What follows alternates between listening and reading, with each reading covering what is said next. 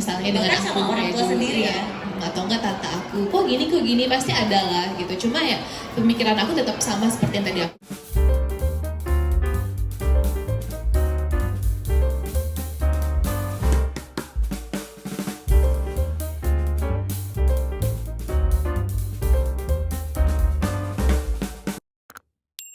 Ini Isa ikut nggak sih? Isa nanti nyusul Oh. tapi Isa. Iya. Kalau Mbak Niki apa kabar nih menjadi seorang ibu baru? Baik, alhamdulillah. Aku juga mau menyapa untuk para bunda-bunda yang sudah datang ke sini. Selamat pagi, dan teman-teman media juga selamat pagi. Dan aku mau ngucapin selamat Hari Ibu untuk ibu-ibu hebat yang sedang berada di sini dan maupun yang sedang menonton online di rumah. Oke, baiklah. Terima kasih karena sudah menyapa rekan-rekan media dan juga seluruh bunda yang hadir di sini. Mas Indra juga sehat ya? Alhamdulillah sehat. Ikut merawat, begadang-begadang juga dong pastinya ya? Ikut, 50-50 job. 50-50, betul sekali. Dan terakhir ada Mbak Samantha di sini. Apa kabar Mbak Samantha? Halo, selamat pagi. Boleh disapa juga bunda-bundanya di sini. Selamat pagi bunda-bunda, para ayah dan si kecil yang kayaknya udah heboh pada Yes, main ya. itu dari tadi kayaknya menjadi area paling favorit ya. Favorit. Happy Mother's Day juga untuk bunda-bunda semua. Yeay, terima kasih. Baik, kita akan langsung mulai ngobrol-ngobrolnya sambil saya ingatkan sekali lagi untuk bunda yang bergabung secara online maupun offline boleh disiapkan pertanyaannya, nanti akan ada sesi tanya jawab. Aku akan mulai dari Mbak Nesa dulu ya, aku izin ya. Mbak Nesa, Sweetsal ini kan adalah brand perawatan bayi kesayangan para ibu sejak lama. Aku bisa bilang ini udah 3 generasi di keluarga aku sendiri loh. Dari mama aku dulu waktu aku masih kecil dikasih Sweetsal, dan kemudian waktu anakku mamaku udah nggak usah cobain macam-macam, Sweetsal aja, kita udah tahu gitu ya.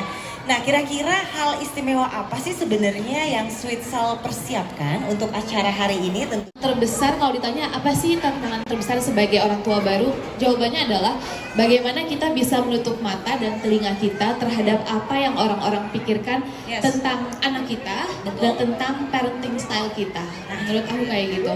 Apalagi aku seorang public figure, kayaknya kalau salah sedikit parentingnya yang ngomongin udah berita orang, udah banyak banget yang komen. Bener. Jadi komen-komen negatif yang masuk aku tuh bisa dibilang sangat-sangat banyak. Gitu. Banyak Mungkin banget ya? karena parenting style aku, parenting style ibu-ibu yang mungkin sedang menonton aku. Gitu.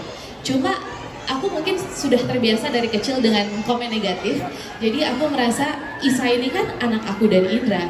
Jadi aku rasa kalau aku dan Indra satu pikiran, we are on the same boat, I think we are good to go. Kita kayaknya lakukan aja parenting style ini. Yang penting kita berduanya satu pemikiran. Tapi masalah komentar-komentar netizen yang seperti dibilang Mbak Niki tadi, Mas Indra sendiri gimana sih caranya gitu untuk bisa menanggapi? Kalau Mbak Niki kan mungkin ya udahlah ya, udah biasa. Kalau Mas Indra mungkin ada nggak trik-trik khusus gitu? Aku dan Niki punya prinsip kita bukan hidup di sosial media, jadi apapun Iya. di sosial media saya nggak begitu peduli. Oke. Jadi we focus on our family and we focus on ourselves. So kita nggak gitu dengerin apa komentar-komentar buruk di luar. Tapi kita juga tetap ngeliatin komentarnya karena komentarnya kadang-kadang ada yang baik. Kalau komentarnya ada yang baik pasti kita coba Terapkan juga ya? Tapi kalau misalnya komentar-komentar buruk saya nggak pernah terlalu Oke, itu tapi kalau dari faktor yang eksternal banget, pernah nggak sih mengalami mungkin hal-hal yang bisa dikatakan ini dari circle terdekat gitu? Pernah nggak ada? Pernah, pasti pernah gitu. Pas apalagi kan orang tuaku mungkin nggak sama mungkin parenting style-nya dengan Bahkan aku sama orang kayak tua dulu, sendiri ya? Atau enggak tante aku, kok gini pasti ada lah gitu. Cuma ya pemikiran aku tetap sama seperti yang tadi aku bilang gitu. Pokoknya yang penting aku dan Indra sama nih pikirannya gitu. Mau orang bilang apa ya udahlah terserah. Dan sosial media pun juga nggak selamanya negatif gitu. Kita sering banget kok sharing tentang parenting dari sosial media gitu. Jadi banyak sekali yang informatif ya. Ya, tapi kalau misalnya sama keluarga terdekat, misalnya ada yang berbeda pandangan terhadap apa yang kita lakukan, kita edukasi ke mereka, kita kenapa sih ngelakuin ini. Kalau misalnya pas kita edukasi mereka tahu tujuannya, jadinya malah support kita kembali.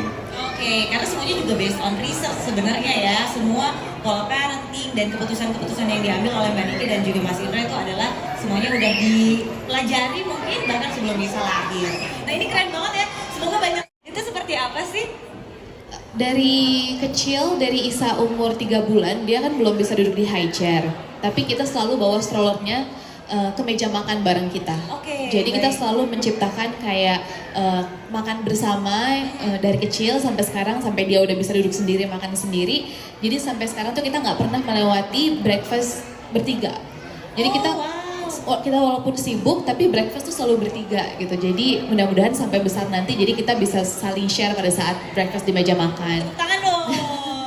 Terus kita kan membuat rutinitas untuk Isa. Sebelum dia tidur, bedtime rutinnya itu kita ada mandi, baca buku, baca doa, itu biasanya kita juga lakukan bertiga. Jadi sebelum dia tidur, dia tuh mengingat kayak kedekatan antara ibu dan papanya juga bersama dia sebelum dia tidur.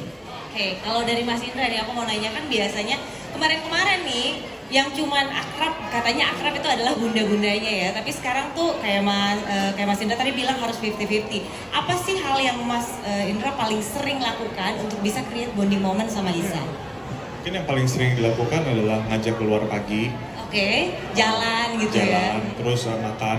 Kadang-kadang dia kalau misalnya nggak ada saya, makanannya suka nggak mau dimakan. Oh gitu. Iya, karena udah kebiasa. Tapi pas saya Iya. ada dan saya makan, dia juga akhirnya makannya jadi lahap.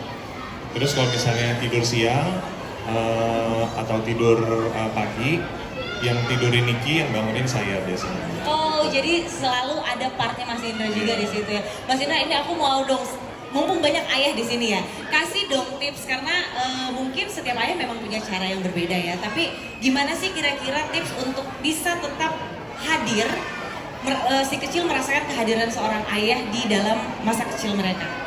Mungkin kan setiap ayah mempunyai kesibukan yang berbeda-beda. Tapi mungkin kalau misalnya koneksi dengan anak menjadi prioritas yang pertama, pasti dalam suatu hari ada disempetin buat ketemu sama anaknya. Jadi apapun